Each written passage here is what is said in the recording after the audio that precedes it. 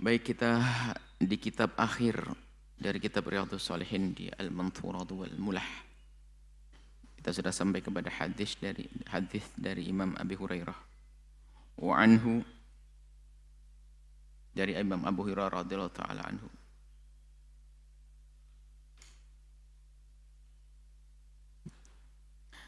Qala, beliau berkata, anin Nabi, dari baginda Nabi sallallahu alaihi wasallam, baina nafkhataini arba'una, antara tiupan trompet yang pertama dan kedua itu 40. Ini hubungannya dengan masalah hari kiamat.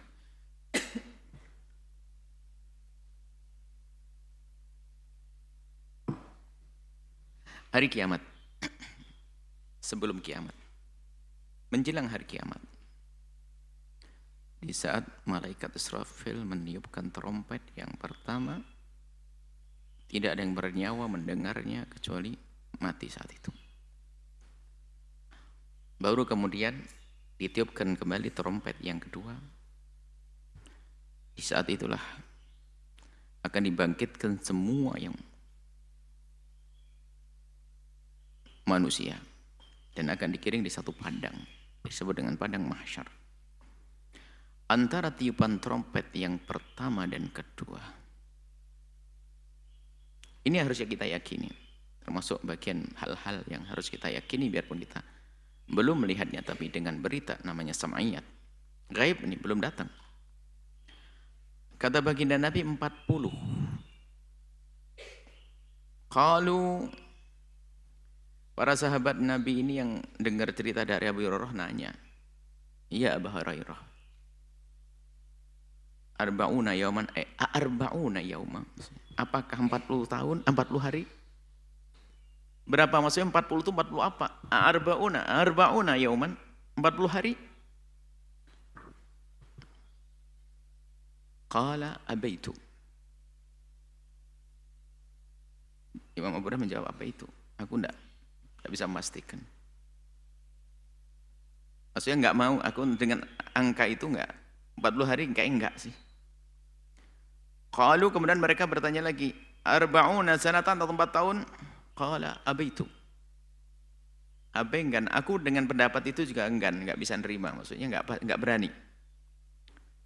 Qalu, kemudian mereka sahabat Nabi bertanya, arba'una syahran, apakah 40 bulan? Qala abaitu.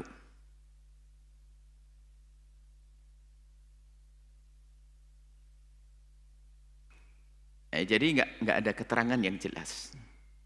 Bukan sesuatu itu tidak jelas, karena bab ghaib tugas kita percaya bahwa nanti akan ada hari kebangkitan, ditiupkan trompet semuanya bangkit.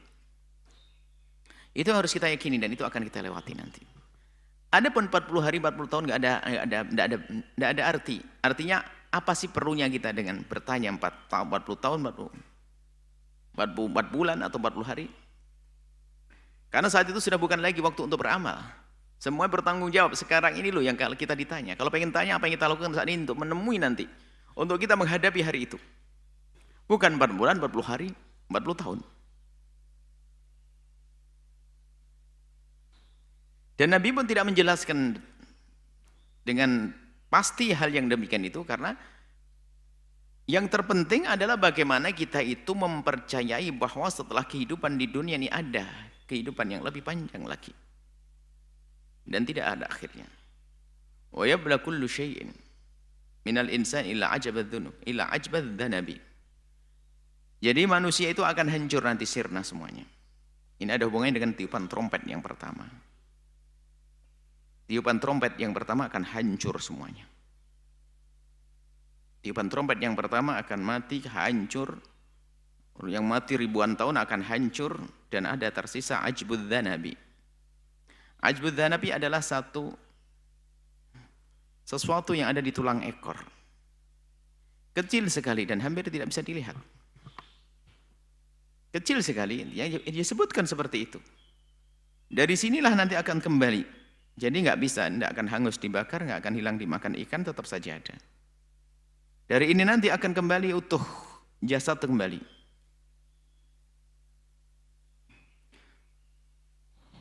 Yurakkabul khalqu fihi, dengan ajbudz dzanabi ini akan dibentuk khalq, makhluk ini, manusia ini.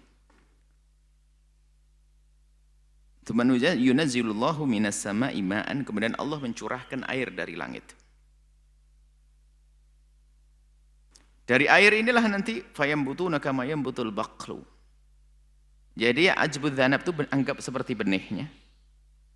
Benih-benih seperti benih biji sawi atau bayam atau apa saja itu. Kemudian di saat mendapatkan siraman hujan akan tumbuh. Dan begitulah nanti gambaran cara tumbuhnya manusia nanti. Di saat dibangkitkan ada curahan hujan.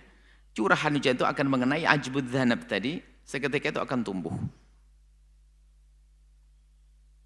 Bayangkan gambaran yang luar biasa dahsyat. Kemudian setelah itu akan ada rohnya mencari masing-masing, tidak akan salah.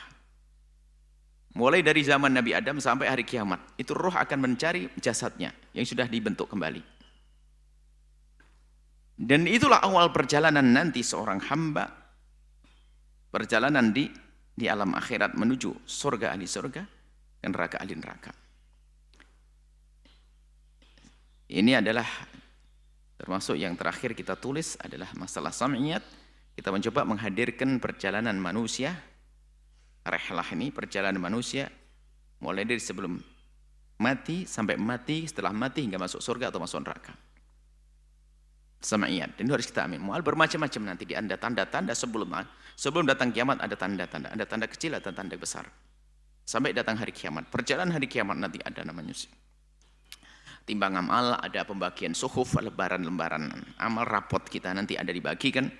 Kemudian setelah itu ada hisab, kemudian ada telaga, ada syafaat uzma baginda Nabi, kemudian sampai ada siratal mustaqim, selalu ada surga dan neraka. Dan ini harus kita imani. Loh, tujuannya apa mengimani itu semuanya? Secara otomatis kalau iman kita kuat tentang hari akhir dan apa yang terjadi, kemudian apa yang berguna bagi kita saat itu, maka berangkat dari keyakinan yang sesungguhnya tentang hari akhir ini akan menjadi sebab kita secara otomatis dengan keyakinan mempersiapkan untuk hari itu. Jadi tujuannya kita bicara tentang ini bukan sekedar kita baca kisah, bukan. Diam-diam tanpa disadari seorang hamba kalau sering membaca semacam ini akan semakin kuat. Mau tidak mau aku harus punya persiapan dong. Agar aku di padang mahsyar tidak menjadi orang yang terlunta-lunta. Agar aku di siratul mustaqim tidak menjadi orang yang tidak tahu mana sirat. Aku ingin jalan seperti kilat. Bagaimana aku bisa minum di telaga baginda Nabi, apalagi dengan tangan baginda terus. Kalau sering-sering diulang-ulang pembicaraan tentang ini akan tertanam di dalam pikirannya kemudian di hatinya. Maka berangkat dari keyakinannya inilah nanti yang akan menggerakkan anggota tubuhnya untuk berbuat berbekal untuk di hari itu. Maka penting sekali. Sehingga kalau dalam hadis Jibril juga yang saat ini juga sudah selesai tulisan tentang hadis Jibril, insya Allah akan kita baca di Ramadan. Hadis Jibril itu kan bicara tentang Islam, iman, kemudian ihsan. Islam, iman, ihsan, rukun agama hanya 3. Iman sebagian mengatakan 4, asratus sa'ah itu enggak. Rukun agama 3, iman, Islam, ihsan. Lah, kemudian asratus sa'ah ini tentang tanda-tanda hari kiamat ini tidak lain adalah bentuk daripada tatbiq amali, pengukuhan daripada iman. Jadi iman dengan Islam, iman, ihsan.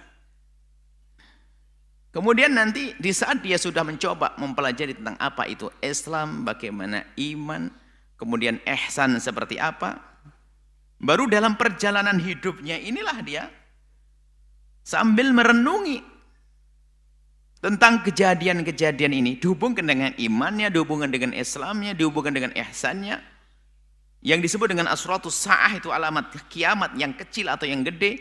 Jadi dia segera paham. Sebagian menyebut dengan istilah fikih tahawulat misalnya. Maksudnya adalah bagaimana seseorang itu ada kepekaan melihat kejadian-kejadian ini sehingga langsung dihubungkan dengan imannya dan Islamnya dan ihsannya. Jadi bukan sekedar membaca begini ini, oh 40 ini ada bangkit, oh enggak. Kan ada asratus sa'ah, ada tanda-tanda hari kiamat. Nah kalau sudah kita melihat tanda kiamat, misalnya ada seorang ibu diperbudak oleh anaknya, kita tahu itu adalah orang bakal sengsara nanti. Saya jangan begitu dong.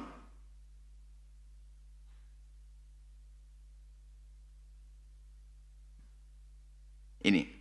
Seperti ini dan hadis setelahnya juga tentang asyratus saat, tanda-tanda kiamat. Nah ini, kalau ini adalah sudah mendekati kiamat. Dan ini adalah justru kisah permulaan. Jadi awal dari kejadian kiamat ya ini. Bisa dihancurkan semesta di saat tidak ada lagi siapapun penghuni di bumi ini. Kemudian akan diganti oleh Allah dengan bumi yang baru. Dan dibangkitkan semua manusia. Lalu mereka mengadakan perjalanan panjang. Dan akan lama bagi orang kafir yang tidak beriman, atau orang fasik, atau orang munafik. Dan panjang, tapi akan dilewati dengan pendek bagi orang beriman. Dengan singkat oleh orang beriman. Sebab padang mahsyar, memang ribuan, sampai dikatakan 50.000 tahun. Puluhan ribu tahun, sekarang baru 2000 tahun. 2000 tahun 1400, ribuan tahun. Bagaimana orang diombang-ambingkan.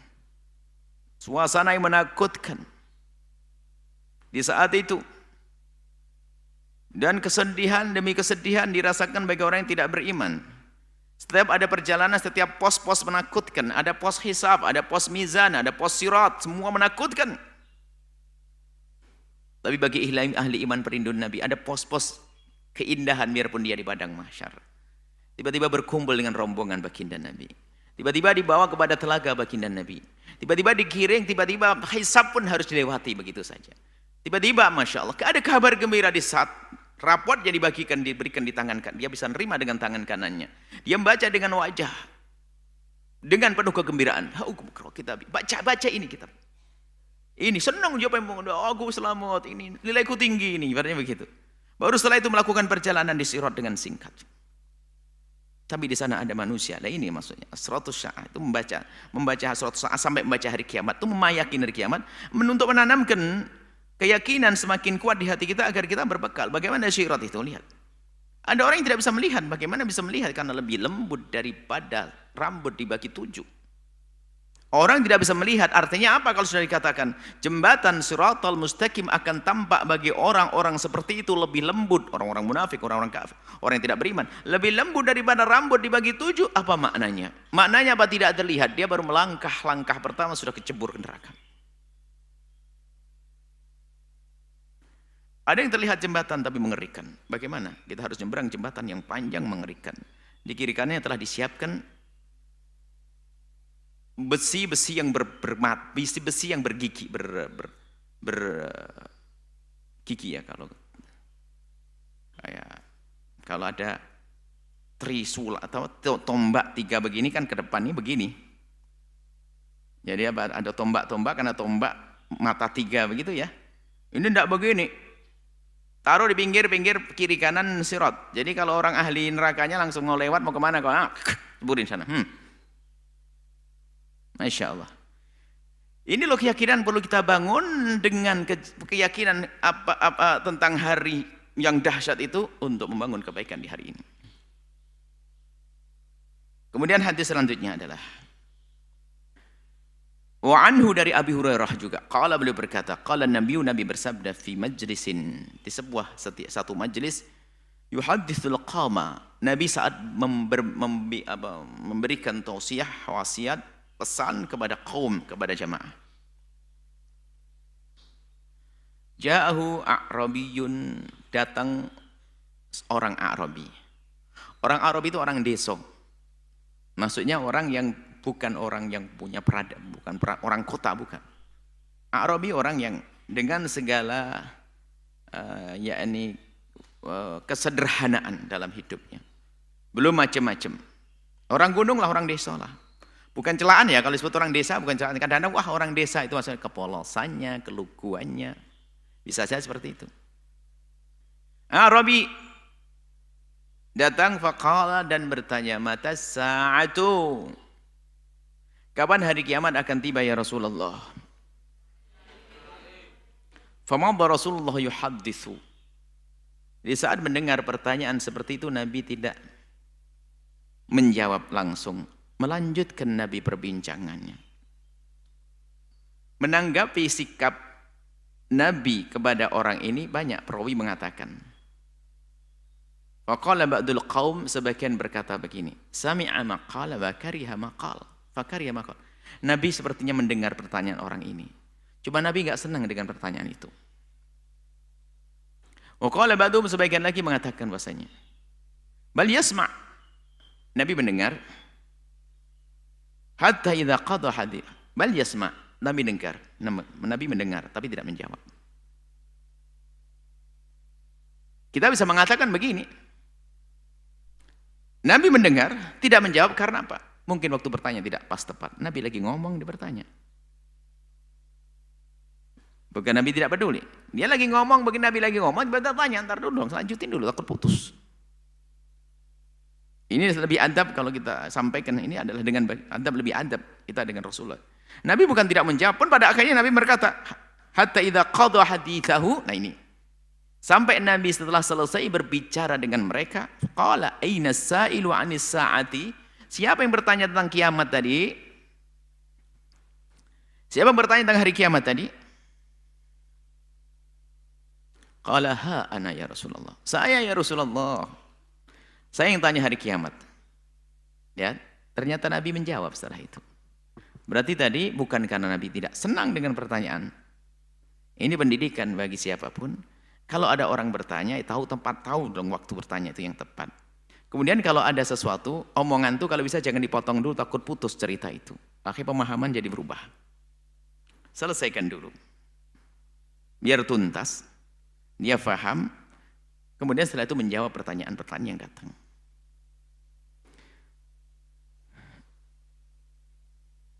Kata baginda Nabi, idza duyya'atil amanatu fantadhiris sa'ata. Idza duyya'atil amanatu. Kalau sudah amanat itu disia-siakan, maka tunggu kiamat itu. Jadi kiamat itu tiba itu ya kalau sudah banyak amanat disia-siakan, artinya sudah dekat, sehingga disebut bahwasanya di saat banyaknya orang menyia-nyiakan amanat, maka itu tanda kiamat. Tapi itu disebut sebagai tanda kiamat sughra. Kita sebutkan dalam kitab Sam'iyat itu perbedaan tanda kiamat sughra sama kubra adalah kalau kiamat sughra tidak semuanya menyadari kalau itu tanda kiamat, kecuali orang yang berta'ammul dan merenung. Kalau kiamat kubra, semua orang di saat menyaksikan itu langsung kebingungan, ketakutan. Bagaimana coba tiba-tiba matahari terbit dari barat? Ayo, heboh atau tidak dunia? Heboh, sehingga tidak lagi iman diterima saat itu. Heboh. Matahari terbit dari barat. Semua orang ketakutan. Beriman tapi tidak lagi diterima imannya. Tobat tidak lagi diterima. Gimana tidak tobat? Wong rasa takutnya menguasai diri mereka. Baik. Dajjal, yang untuk Dajjal mengerti isu kiamat sudah dekat. Dajjal jelas sebagai aliman, jelas. Dengan model yang menyeramkan itu ternyata punya kelebihan yang bermacam-macam. Maka orang beriman mengerti. Orang yang tidak beriman mengerti, cuman dia karena tidak ada iman kepada Allah, maka lebih percaya kepada Dajjal, lagi ikuti Dajjal.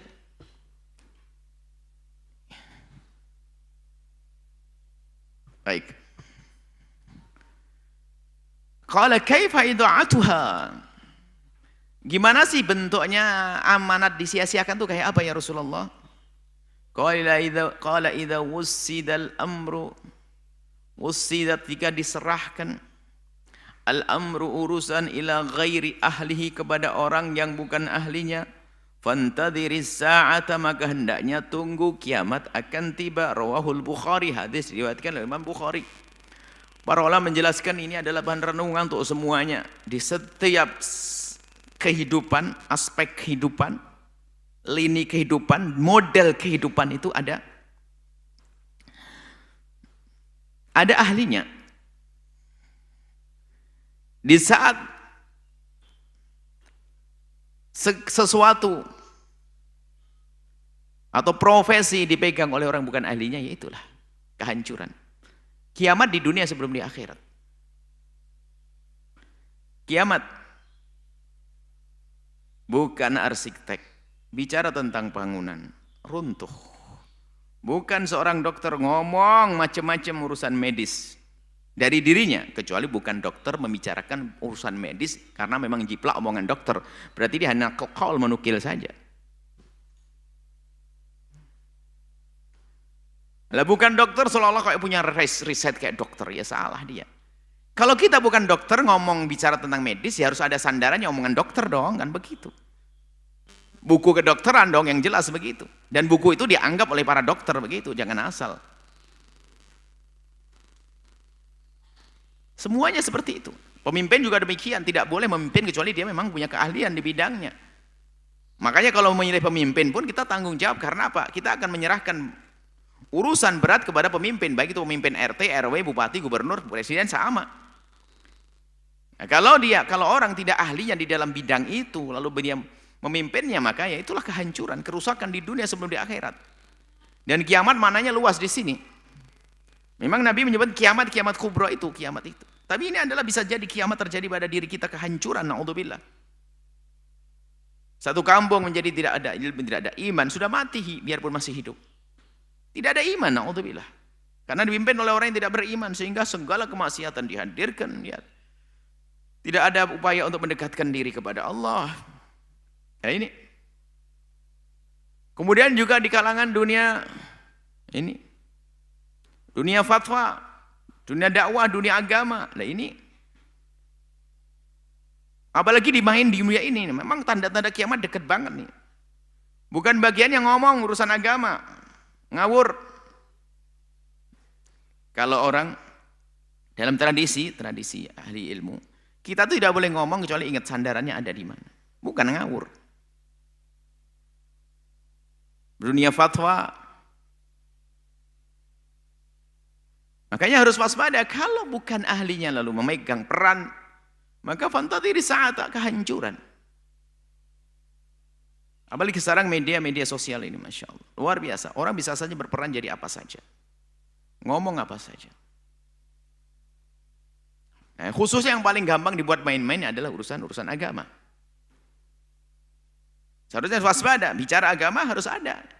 Paling tidak ada sejarah dia belajar dengan siapa, kemudian paling tidak dia amanat di saat berbicara harus ada sandarannya, bukan hanya ilmu ngawur asal saja.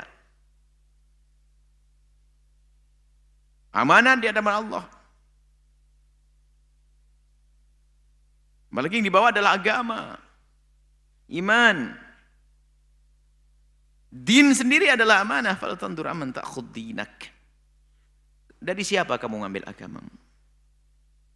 Kalau fatwa agama kan bebas, terliar. Ibaratnya semua orang bisa membuat plang, saya itu bisa berfatwa. Ini kan kacau namanya. Harus ada dong sejarah pendidikannya, belajarnya. Dan yang maksud belajar ini tidak harus akademi, harus tidak sampai gelar doktor, bukan itu. Paling pernah dia belajar di tangan para masyayikh, belajar ada talaqi, dan dia punya faham, dan seterusnya harus begitu. Tapi lihat dalam dunia agama itu kelihatannya betul-betul kacau balau nih, berantakan. Sekarang kalau seandainya kami membaca puluhan, ratusan buku kedokteran, dan mungkin semua yang ada di fakultas kedokteran bisa saya baca di rumah, dan mungkin saya bisa nyimpulkan, nggak boleh saya besok plang pakai nama Dokter Yahya, itu nggak bisa. Ada aturannya. Tapi giliran usulan agama muka muka apa namanya moke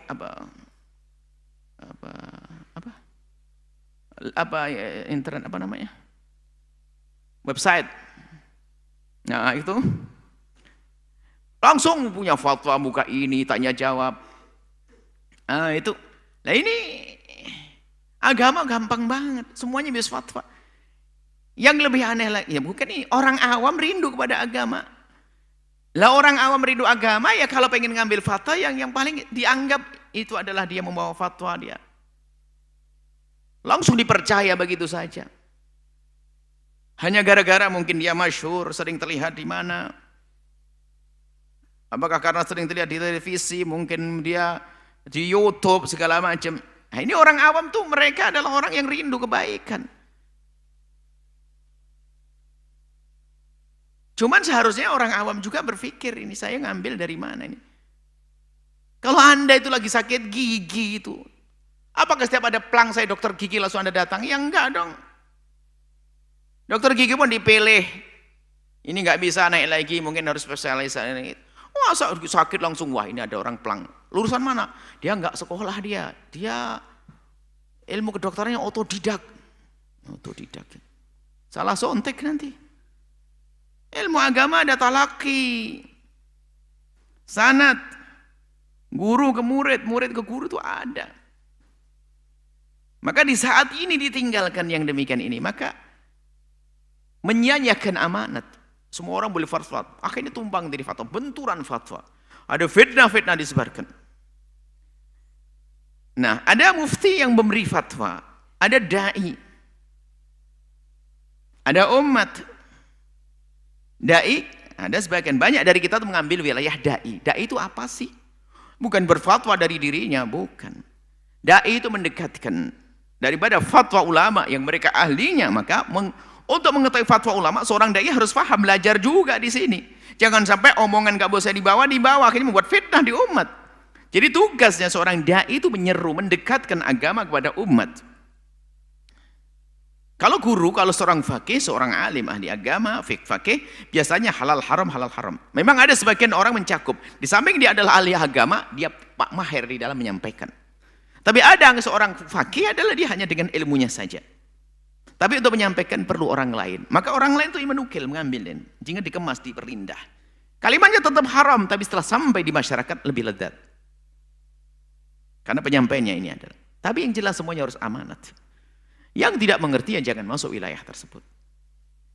Yang tidak mengerti jangan masuk wilayah. Ini adalah mau khianat amanat kok, masalah amanat. Kalau sudah belajar, kalau Anda sudah belajar ilmu dokteran semaksimal mungkin tidak lulus dan Anda restu, kalau Anda salah nggak dosa. Karena Anda sudah punya ilmunya. Anda punya salah mendiagnosa penyakit. Anda seorang dokter, asalkan tidak sengaja salah, nggak dosa di hadapan Allah, nggak ada ahlinya. Nah ini bukan ngeracik-ngeracik obat, mati yang dikasih obat, dosa dong. Sama kalau orang sudah menuntut ilmu agama, benar dengan serius, kemudian dia berusaha untuk menyelesaikan permasalahan, kemudian salah dalam ungkapannya atau apanya, ya dimaafkan dia ahlinya, cuman manusia dia salah. Dan untuk sisi agama ini, pensyarah hadis ini banyak mengarahkan ke situ. Pensyarah hadis, kalau kita baca pensyarah hadis ini, termasuk Ibnu Hajar Al-Asqalani dan yang lainnya, itu mengarahkan adalah diantara yaitu kalau diserahkan kepada orang bodoh, urusan fatwa dan sebagainya, akhirnya sesat dan menyesatkan. Maka jangan terkagum dengan misalnya kemasyhuran, terkagum dengan ini. Ilmu itu penting. Fatwa itu tidak asal ngomong, asal jeplak begitu, tidak. Harus ada pertimbangan kemaslahatan. Tidak cukup bahasanya dasar hukumnya itu ada, akan tapi harus disesuaikan dengan perlu proses yang jelas seperti itu. Maka itu adalah bagian ada ahlinya. Kemudian di akhir zaman ini banyak orang menukil fatwa. Nah, ini tugasnya ini amanat. Kalau memang kita menukil harus serius dong, bukan asal ngarang. Ada orang ngomong setelah itu cari hujah belakangnya, itu adalah kurang ajar. Kalau orang salah ya tinggal mengakui saja. Saya manusia, salah. Dan saya akan tarik kembali omongan saya. Oh hebat begini. Dan itulah yang harus kita budayakan di zaman ini. Kalau memang salah akui, jangan membela kesalahannya. Cuman biasanya kita cari pembenar karena terlanjur dia adalah orang di media, terlanjur ngomong salah, bukan insaf. Bukan ikut manhajnya mbahnya Nabi Adam, Rabbana dhalamna anfusana. Nyesel enggak, gaya iblis. Ana khairun minhu. Makanya kami sampaikan bahwasanya kalau ada satu ustadz tiba-tiba menukil fatwa madhab Imam Abu Hanifah atau Malik dengan sengaja untuk solusi sah. Tapi kalau ada orang asal jeplak baru setelah itu mencari madhab lain, ini kurang ajar nih, main-main fatwa. Beda, biarpun hasilnya sama. Hasilnya sama, dia ngomong begini, dicari madhab lain ada. Oh enggak begitu dong, fatwa kok main-main. Kalau dia mengerti terlebih dahulu baru dia menyampaikan, berarti dia amanat dia. Bukan mencari pembenar kesombongan. Seperti itu. Baik. Wusidal amru ila ghairi ahli fantadhiris sa'ah. Tunggu kehancurannya. Na'udzubillah.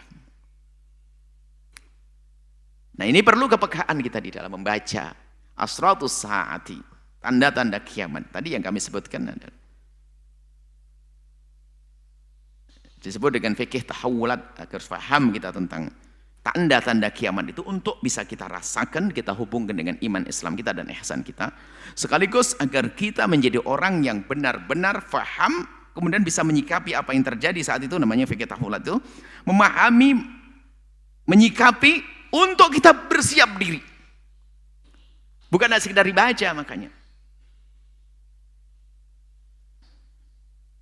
Habib Abu Bakar Masyhur menghadirkan, mengangkat istilah fikih tahawul itu adalah untuk membawa kita agar pandai merenung tentang asratus saati. Jadi asratus saati bukan hanya sekedar sesuatu yang kita baca, sekedar itu saja, enggak. Harus kita hubungkan dengan kehidupan kita saat ini. Fitnah-fitnah itu kita baca, kita hubungkan dengan kehidupan kita saat ini. Nah, itu baru. Jadi itu adalah untuk penerapan, sekaligus pengukuhan tentang Islam, iman, ihsan. Seperti dalam hadis Jibril. Baik. Adapun masalah pembagian rukun iman ada 4, belum mengatakan ada 4, ya tetap kita 3 saja, bisa saja seperti yang selama ini. Khilaf nggak terlalu penting. 3. Ada belum mengatakan ada, bukan apa, sebagian mengatakan 4. Yang keempat tentang memahami asratus sa'in adalah rukun agama yang keempat. Bisa jadi dikatakan iya, nggak usah khilaf masalah ini. Tapi kami lebih cenderung bahasanya asratus sa'ah itu tidak lain adalah buah. Buah sekaligus untuk mengukuhkan tentang iman, Islam, dan ihsan. Membangun kepekaan tentang asratus sa'ati. Nabi menyebutkan itu bukan hanya sekedar disebut. Yang disebut juga berapa? 2 atau 3 begitu. Tapi asratus sa'ah lebih banyak kita baca apa yang disebutkan Nabi SAW. Termasuk hilangnya, termasuk banyaknya ulama meninggal. Termasuk banyak. Maka di situ kita perlu paham bahwasanya kiamat akan tiba. Kiamat akan tiba. Adapun kedatangannya, sudahlah. Anda usah menanti-nanti. Kita perlu siap-siap. Dahsyat loh, ya nggak usah nunggu kapan besok urusan. Sudahlah, penting kita menjaga iman kita. Kalau seandainya, nggak usah juga kita mencari Imam Mahdi di mana, di Amerika, di Jogja, atau di Jepara, atau di Blitar. Nggak ada itu. Jangan nyari-nyari. Akan datang Imam Mahdi kalau kita sudah benar dengan agama baginda Nabi, maka nanti secara otomatis kita akan jadi pasukan Imam Mahdi. Kalau kita berseandainya Allah menakdirkan kita ketemu Imam Mahdi, kita akan menjadi pasukan Imam Mahdi. Nggak usah khawatir asal iman kita. Oh, nanti Dajjal gimana? Nggak usah takut, Dajjal itu jelas. Dari tanda matanya, dari bentuknya jelas. Orang beriman nggak akan tertipu, biarin Dajjal. Dan Dajjal tidak bisa bunuh kita, nggak usah takut. Dajjal bisa bunuh, Dajjal tidak bisa menyakiti. Ingat, seperti seseram apapun Dajjal bisa mengatakan turun, hei langit turunkan hujan, hei bumi tumbuhkan tumbuhan. Hei gunung keluarkan permatamu. Bisa ngomong, tapi nggak bisa bunuh kecuali 1 orang. Itu tok. Jadi nggak usah takut, nyantai. Ahli iman nyantai. Jadi yang kita kuatkan saat ini, di saat Imam Mahdi datang, gimana? Yuk kita jadi pasukannya. Yuk kita siap saat ini. Baik. Wa anhu, dan dari Imam Abu Hurairah juga. Anna Rasulullah SAW qala, bersabda, yusalluna lakum. Wa in asabu falakum wa in akhta'u falakum wa alaihim.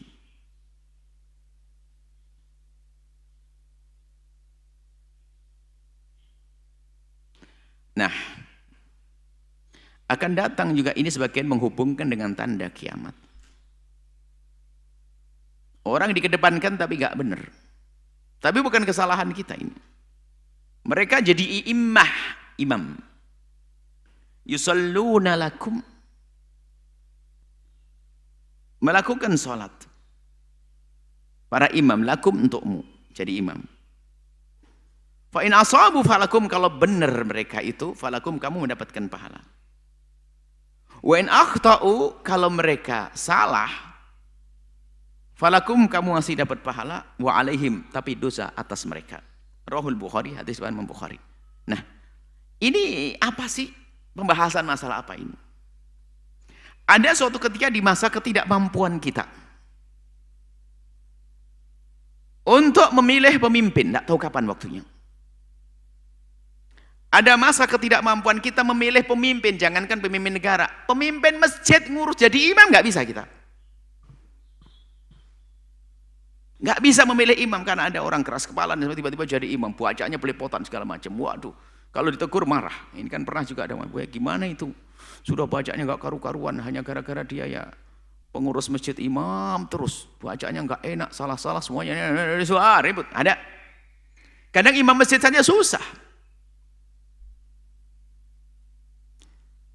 Imam RT susah. RW, kubu, bupati. Berat. Bagaimana ini? Ya sudahlah, kalau memang keadaannya memang seperti itu. Dan itu akan terjadi disebutkan oleh. Maka paling tidak harus bagian yang ketiga ini. Bagian yang terakhir. Kalau mereka salah, falakum, kamu tetap tidak dosa. Wa alaihim, dosa atas mereka. Lah bagaimana caranya? Ini.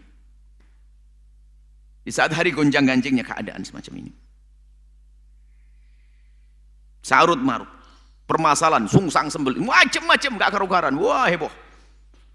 Apalagi dibumbui dengan modelnya youtuber yang suka mengadu domba, fitnah segala macam begini. Permasalahan lihat kubu-kubuan nih. Kubu pendukung, kubu penentang dan sebagainya. Wah, sudah kalau begitu baik. Jika memang keadaan seperti itu nanti ada imam memimpin yusallun, gambarannya seperti sholat. Ternyata ini bukan urusan sholat saja. Para musyurah hadis menjelaskan lebih dari sholat. Ketidakmampuan kita untuk memilih pemimpin yang benar. Ini bukan urusan presiden saja, bukan urusan enggak, ini lebih luas maknanya. Imam sholat, ini bahasanya sholat. Paling tidak jangan sampai kita ikut dosa bersama kesalahan mereka. Tapi ini loh terakhir, kalau kita tidak bisa menjadikan baik semuanya, imamnya baik, kemudian kita juga baik, lahum walakum, tapi paling tidak ada lakum wa alaihim. Paling tidak kamu jangan ikut dosa. Apa andil kita? Apa sumbangsih kita untuk itu semuanya? Jika memang kita tidak mampu untuk memilih pemimpin yang benar, tapi paling tidak jangan sedikit pun Anda punya andil untuk mengangkat pemimpin yang tidak benar.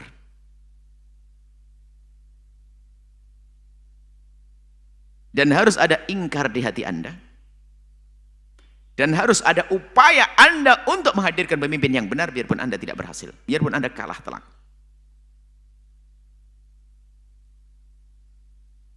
Nah, ini bahaya sekali ini kalau tidak diwaspadai. Makanya asratus sa'ah itu maknanya kayak begini ini, memahami makna begini yang dikatakan Abu Bakar Masyhur, ya begini difaham.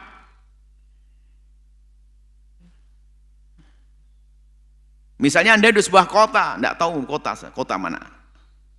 Bupati mau datang kepada Anda, tolong pilih saya Kiai Ustaz, nanti saya bangunin pondok. Anda tahu calon bupati itu gak pantas Anda pilih. Cuman karena dia hanya membangunkan pondok dan sudah gelontorkan dana kepada Anda, memberikan dana kepada Anda, sudah mungkin 15 miliar, 20 miliar.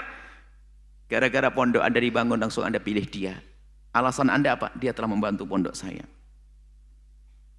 Padahal Anda tahu dia tidak layak memimpin. Khianat. Anda khianat.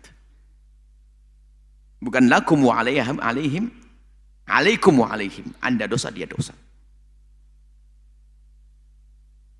Jadi pondok sendiri ternyata bisa menjadi kepentingan pribadi, kebanggaan, sombong-sombongan.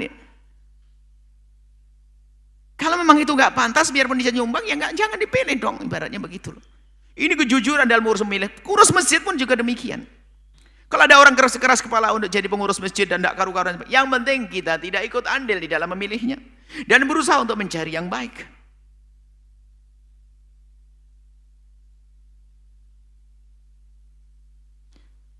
Kalau ternyata kita sudah berusaha seperti itu, lihat, maka ya sudah, apa yang terjadi adalah lakum wa alaihim. Dalam urusan sholat, contohnya kan langsung sholat, imammu gak benar, sudahlah. Kalau imamnya gak bisa diatur, gak benar, sudahlah, lakum, kamu dapat pahala, dia yang dosa.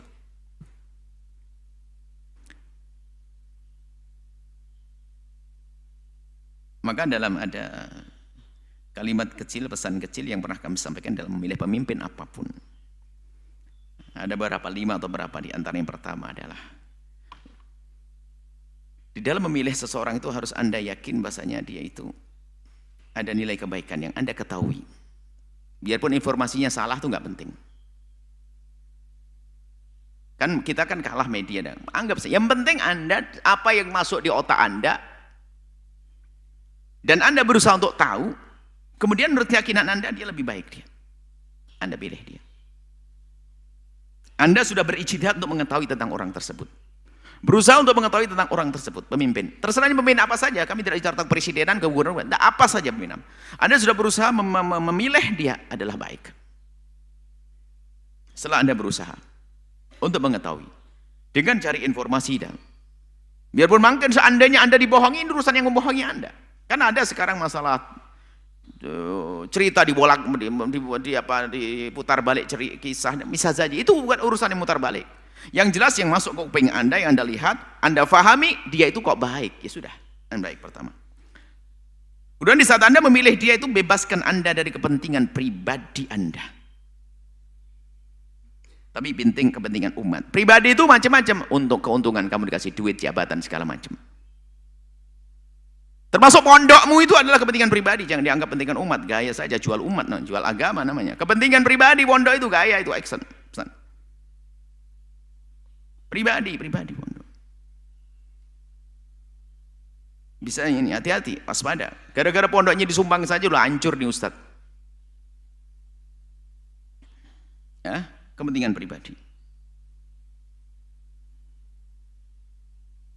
Kemudian ya, setelah itu kita memohon kepada Allah. Setelah seperti itu, tidak ada kepentingan pribadi, adalah kemudian dia memohon kepada Allah. Tahajud, hajat, di tengah malam minta kepada Allah. Setelah itu di saat memilih, Anda jalankan tugas memilih. Karena Allah, kalau Anda salah, Anda tidak dosa. Kalau Anda salah, Anda tidak dosa. Kalau benar, Anda mendapatkan pahala. Tapi itu, yang milihnya asal hanya gara-gara dia diberi janji-janji. Jabatan atau apa ternyata. Kemudian dia memilih dia. Bersama kejahatan dan kesalahan orang tersebut, maka dia adalah mendapatkan kesalahan dan dosa. Na'udzubillah. Makanya waspada ini, kita itu dengan segala kelemahan kita ya, kekurangan kita itu jangan suka menghambur-hamburkan pahala deh. Kalau Anda mendukung harus benar-benar, dan bukan dengan hawa nafsu.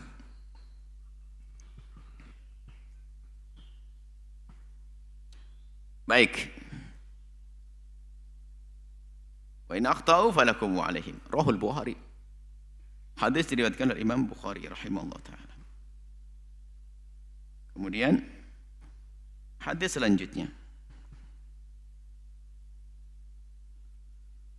Wa anhu dan Abi Hurairah juga. Abu Hurairah terus banyak Abi Hurairah. Kuntum khaira ummatin ukhrijat linnas. Kalian sebaik-baik umat yang dihadirkan oleh Allah di tengah-tengah bangsa manusia.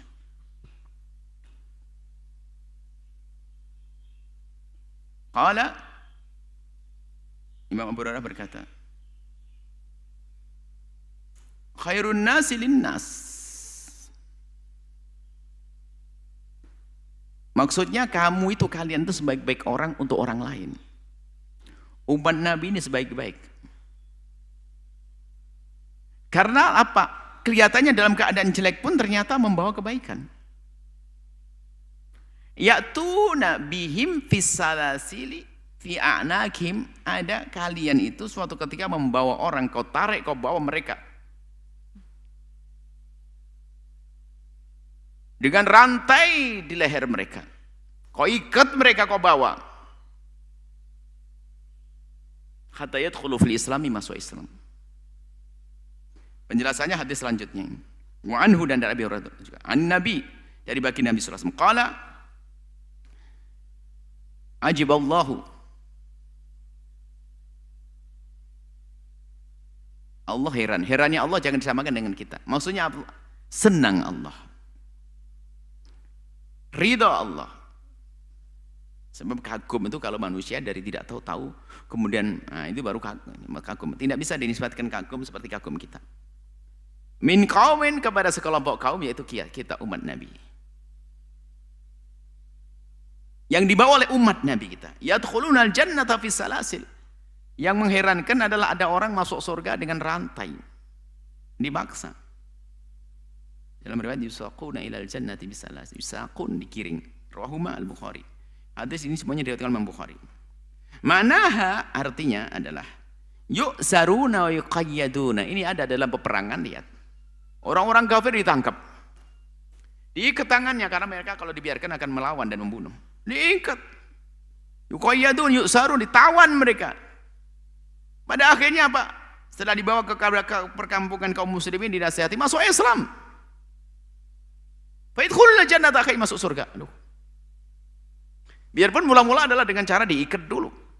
Diikatnya bukan dipaksa masuk Islam, diikatnya, ditawannya karena dia menjadi musuh, memusuhi Islam itu. Karena mereka musuh Islam, maka dipegang setelah peperangan, mereka mengalami kekalahan, diikat, ditawan mereka supaya tidak melawan. Wajar dalam peperangan semacam itu. Tapi kalau sudah dalam damai begini, nggak ada pembunuhan, nggak ada pembantaian, nggak ada dalam Islam. Pembunuhan yang adalah di saat perang itu. Perang pun di saat mereka akan membunuh, kita bunuh mereka. Di saat mereka sudah nyerah, selesai, nggak ada pengkhianatan di sini. Bukan nggak ada, di balik itu ada pengeboman, diam-diam, nggak ada.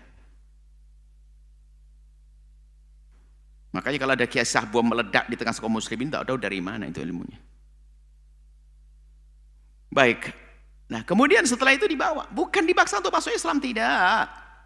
Mereka dibelenggu seperti itu karena memang begitulah kebiasaan dalam peperangan itu agar mereka tidak berulah. Sebab mereka pendekar-pendekar. Di saat ditawan pun tetap pendekar. Hanya dia kalah perang. Kalau biarkan bisa saja dia melawan dia. Atau diam-diam dia begitu. Maka diikat. Ditawan dia. Dibawa ke lingkungan kaum muslimin. Diingatkan, dinasehati. Sadar masuk Islam. Nah kan. Dan memang Islam tujuannya begitu. Bukan memaksa masuk Islam tapi ingin menyelamatkan. Tentunya adalah dengan ganaah, yakni dengan kepuasan hati, bukan karena dia terpaksa. Adapun di antara mereka yang belum bisa menerima Islam pun tidak dipaksa kok. Islam la ikraha fid din, tidak ada paksaan dalam Islam. Tetap mereka dihargai. Bisa jadi itu nanti jadikan bahan tebusan. Misalnya ada kaum muslim yang tertawan juga di tangan kaum orang kafir. 15, kita keluar ke 15, kembali ke 15, seperti itu kurang nuker. Seperti itu. Nah, ini ada indahnya. Umat Nabi itu karena apa? Kuntum khairu ummatin, itu dalam keadaan apapun dia mengajak kepada kebaikan. Sehingga kalau kita lanjutkan ayat kuntum khairu ummatin ukhrijat lin-nasi ta'muruna bil ma'ruf wa tanhauna 'anil munkar. Untuk menjadi umat terbaik harus punya peran itu. Mengajak kepada kebaikan dan menjauhkan kemungkaran. Sehingga di dalam peperangan pun lihat, membawa orang dengan belenggunya, dengan rantainya, dengan diikat tangannya, pun pada akhirnya akan dilepas.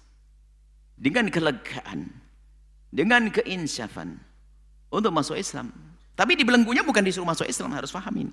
Sebagian orang membaca hadis adalah dengan prasangka buruk lah. Ini kan dipaksa ini, suruh masuk Islam. Oh enggak. Kalau tidak dilepas bagaimana? Dalam peperangan begitu. Umat Islam pun kalau ditangkap oleh mereka juga begitu. Bahkan ada yang dibunuh, dia dihunti, ada. Tapi Islam tidak, enggak ada pembunuhan asal itu enggak ada. Bahkan rambu-rambu perang dalam Islam indah sekali. Tujuan kita bukan membunuh mereka, tujuan kita adalah tujuan Islam perang itu adalah untuk menyelamatkan mereka, bukan untuk menghancurkan mereka. Maka Nabi melarang untuk kita menghanguskan perkebunan, peternakan, membunuh perempuan, membunuh orang tua. Nggak boleh membunuh anak kecil, nggak boleh. Yang dibunuh adalah yang mereka semangat membunuh itu dibunuh. Seperti itu. Semoga Allah memberikan pemahaman yang benar. Dan semoga Allah memilih kita menjadi khaira ummatin ukhrijat linnas. Benar-benar yang punya misi, punya bagian daripada berdakwah, mengajak kepada kebaikan dan menghentikan kemungkaran. Dalam keadaan apapun. Orang kaya dengan kekayaannya. Punya ilmu dengan ilmunya. Yang punya jabatan dengan jabatannya. Yang punya tenaga dengan tenaganya. Yang punya pikiran dengan pikirannya. Atau dengan panjatan-panjatan doanya. Kuntum khaira ummatin ukhrijat linnasi ta'muruna bil ma'ruf wa tanhauna 'anil munkar. Wallahu a'lam bissawab. Setelah Anda menyaksikan video ini, jangan lupa berselawat kepada baginda Nabi Muhammad sallallahu alaihi wa alihi wa sahbihi wasallam.